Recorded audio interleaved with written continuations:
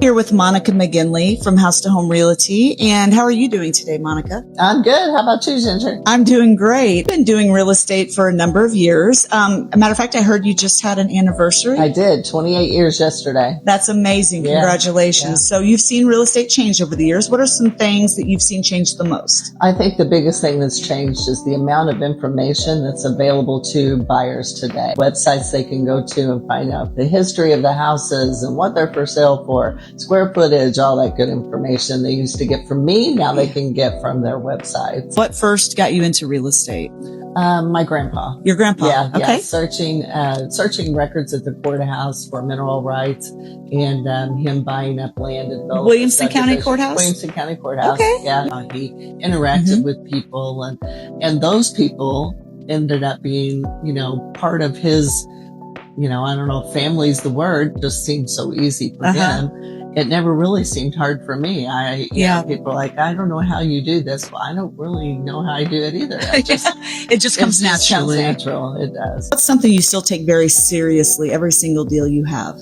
I like to make my buyers and sellers feel comfortable. A lot of them tell me that, thank you so much for making this, easy and us not being so stressed through it. You were calm and it kept us calm. Something you want every client to feel at the closing table.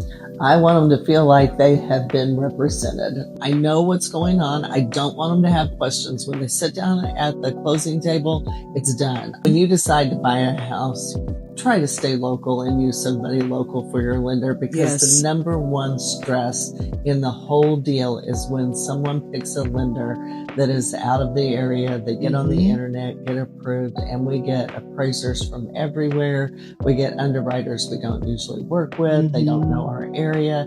If you're going to get pre-approved to buy a house, please try to do it local. If they're local, I can grab them by the neck and make them and get some answers out of them. There you go. Yeah. That you do behind the scenes that maybe a client doesn't realize. Okay, yeah, I just had this question for an example, and with this listing, I hired the house cleaner for her. I found the dumpster to put in the driveway. I got a couple of guys to clean out the garage for them. I had someone come and clean their carpets for them. They needed to have their HVAC service because I noticed that the filter looked dirty. So that's only 5 of what was 10 of the things in that one deal that I was able to provide for them, give them people that I know that I trust. Absolutely. That will come and take care of them. Piece of advice you could give to a buyer. Never skip the home inspection. There are so many different kinds of loans, and not every house qualifies for those loans.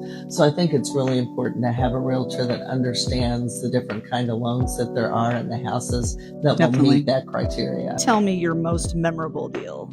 Okay. Well, the most memorable ones are not usually good ones. We might have to get back to that one. We might have to think about that. I have had some crazy ones. Any ones that you could tell us a little story? Yeah, I can tell you a little story on myself. Okay. Where I was in Johnson City showing a house to a young couple. First time I'd ever met them. And the property you went into from the back of the house. The sign was in the front yard. I parked in the alley, met the people, went in the house.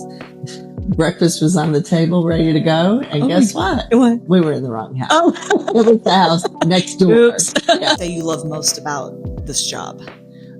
Probably the friends I make. I love it when people come back to me 10 years later, 15 years later. Kaylee works with me now, and while I was gone, I had a client that called that was my first client. Oh my goodness.